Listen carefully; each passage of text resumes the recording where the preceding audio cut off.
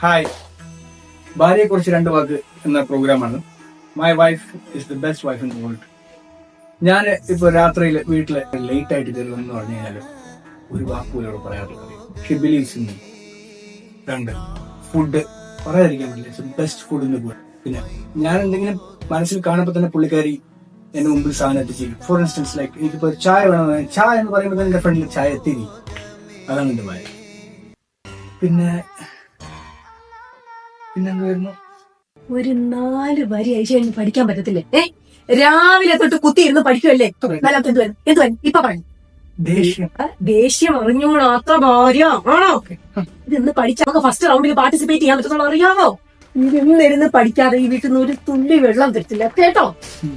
പഠിക്കുന്നു. ദേഷ്യം എന്തെന്നറിയാത്തവളാണ് എന്റെ ഭാര്യ. ദേഷ്യം എന്തെന്നറിയാത്തവളാണ് എന്റെ ഭാര്യ.